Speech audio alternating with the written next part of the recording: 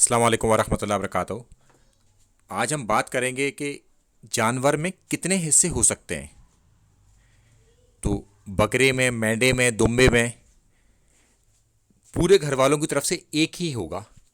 اگر ہم گائے اور اونٹ کی طرف چلتے ہیں تو گائے میں ہوں گے 7 حصے اور اونٹ میں ہوں گے 10 حصے عید الاضحیٰ پر، یعنی کہ جب ہم قربانی کریں گے بقرہ عید پر، جس کو عرف عام میں کہتے ہیں، تو گائے کی اگر قربانی کریں گے تو 7 لوگ اس میں شریک ہو سکتے ہیں، اور اونٹ کی کریں گے تو اس میں 10 لوگ شریک ہو سکتے ہیں۔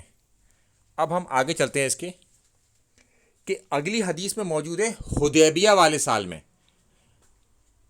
گائے میں بھی 7 لوگ شریک تھے اور اونٹ میں بھی 7 لوگ شریک تھے۔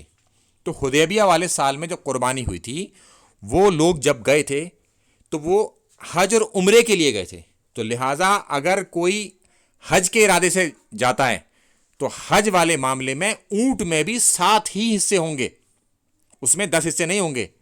ہاں، بقرعید پر یا عید الاضحیٰ کے لیے اگر وہ قربانی کرتا ہے تو وہاں پر 10 حصے ہوں گے۔ اس بات کو کلیئر کر لیں کہ حج والے قربانی میں اونٹ میں بھی 7 حصے ہوں گے۔ اب ہم چلتے ہیں کتاب الاجماع کی طرف۔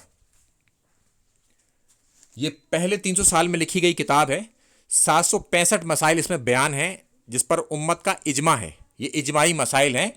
تو اس کے اندر اب آپ جو ہائی لائٹ ہو رہا ہے ریڈ کلر سے، تو وہاں پر موجود ہے کہ بھینس جو ہے گائے کے زمرے میں داخل ہے، یعنی کہ گائے کے حکم میں داخل ہے، تو بھینس میں بھی 7 حصے کر سکتے ہیں آپ۔ تو یہ معاملہ اس میں کلیئر ہو جاتا ہے کہ اونٹ میں 10 حصے قربانی میں اور گائے اور بھینس میں 7 حصے۔ اگر حج یا عمرے کے ارادے سے گئے ہیں جو کہ حدیبیہ والا سال تھا، تو وہاں پر اونٹ میں 7 ہی حصے ہوں گے۔ السلام علیکم ورحمۃ اللہ وبرکاتہ۔